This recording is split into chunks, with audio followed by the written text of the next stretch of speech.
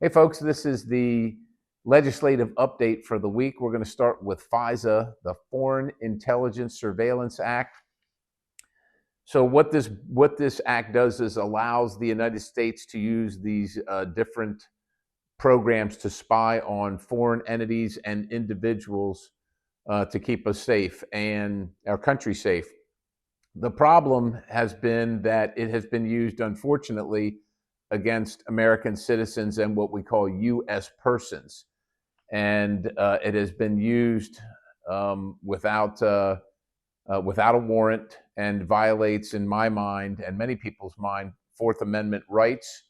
There has been little to no accountability for the people that have done that, and there have been little changes in the program since those revelations have taken place.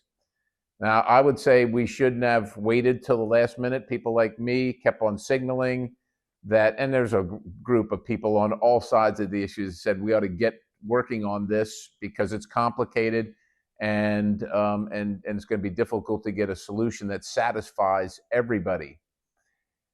The intelligence community doesn't want to ever have to get a warrant, but in our country, if you're going to spy on and surveil American citizens, you have to have a warrant. So that's dicey language that turns some people off and animates some other people. Suffice it to say that it came down to the last minute, literally past midnight last night when we were voting on an imperfect product, to be sure. There were questions being raised about the language itself, which was being drafted moments before the language came to the floor. So the point with that is that you literally have no time to read the language. You are told what it does, but these are very subtle. There can be very subtle changes in the language that make huge differences about people's privacy and so on and so forth. We had also wanted on this occasion to make sure that the federal government could not surveil your bank accounts and where you spend your money. And we wanted to consider that opportunity while we were considering this one, but then that had some problems getting full approval as well. So the long story short is I voted no. And just to let you know, during the week when we were negotiating this, 2 nights ago, we said, look, if we can't get there, we should offer a 60-day extension because we think we're probably close, and we can come up with a product that will get everybody's yes or the majority of yeses, and you'll have time to consider and read the product.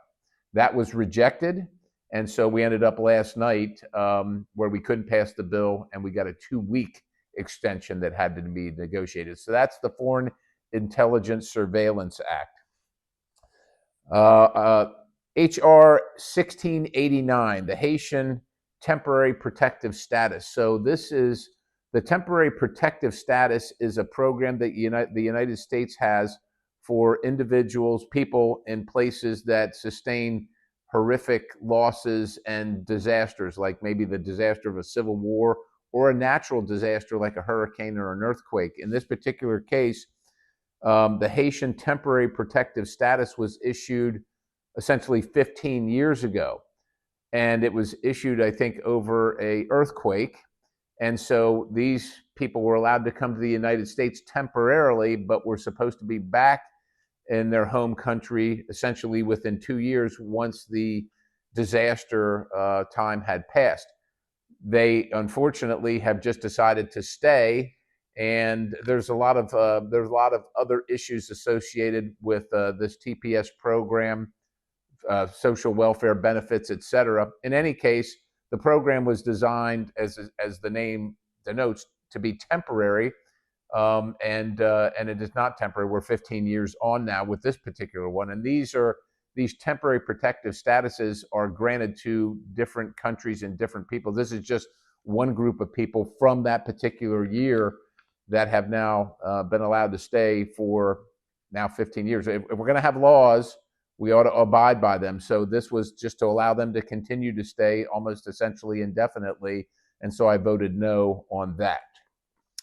All right, HR 6409, I voted yes on the Fences Act.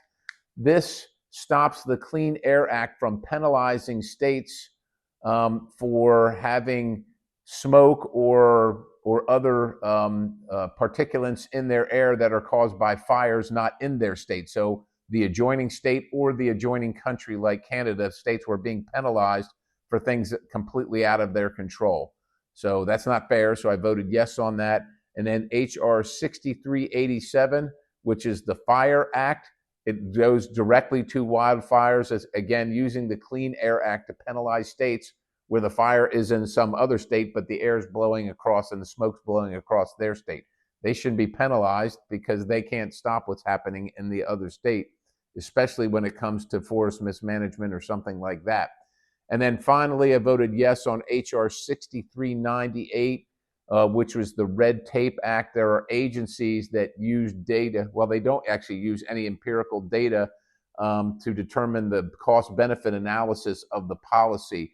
And so we want them to actually use quantifiable data for the cost-benefit analysis as opposed to subjective data based on subjective issues. So again, we're trying to reduce the red tape and make sure everything's quantifiable. So that's the legislative update for the week. And I hope you have a great weekend. It's warm out there, so take care and enjoy the spring-like summertime weather. God bless you.